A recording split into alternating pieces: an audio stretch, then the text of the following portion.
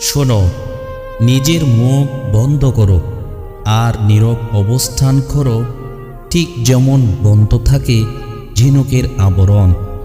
কারণ তোমার জিহ্বা হলো তোমার আত্মার দুশ্মন।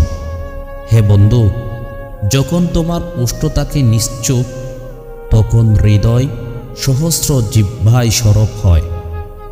ভবিষ্যতে তুমি আসবে আর আমাকে স্মরণ করে হয়তো আমার কবরের গায়ে চুমু খাবে। তবে কেন এখনই নয়?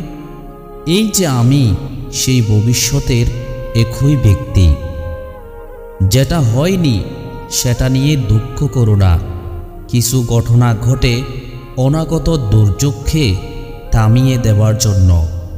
মৃত্যু মানেই হারিয়ে যাওয়া নয়। সূর্য চন্দ্র অস্ত যায়, কিন্তু তারা হারিয়ে যায় না। যখনই নিজের স্বার্থপর সত্তার উপর বিজয় অর্জন করতে পারবে, ঠিক তখনই মনের সমস্ত অন্ধকার আলোতে রূপান্তরিত হয়ে যাবে। অন্যের দোষ লুকাতে রাতের মতো হও।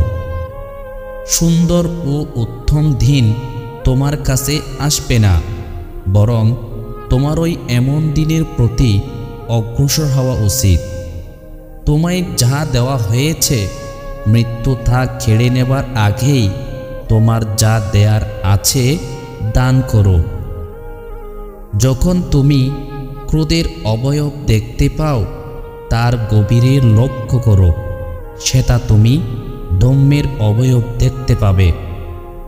অর্ধেক নিঃশ্বাস সমক্ষুদ্র এই জীবনে ভালোবাসা বিনে অন্য কিছু বপন করে না।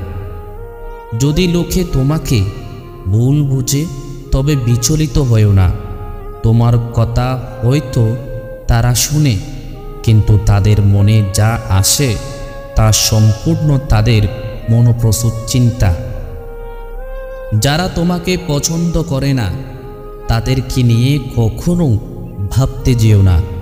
তাদের নিয়েই সব সময় আনন্দের সাগরে ডুবে থাকো। যারা তোমায় পছন্দ করে, আমি জেনেছি যে প্রত্যেক নশ্বর সৃষ্টি মৃত্যুর স্বাদ আস্বাদন করবে। তবে এই জেনেছি যে কেবল গুটি কয়েক জীবনের আস্বাদ গ্রহণ করবে। তোমার ক্ষুদ্র জগৎ থেকে বের হয়ে আসো এবং স্রষ্টার অসীম জগতে প্রবেশ করো।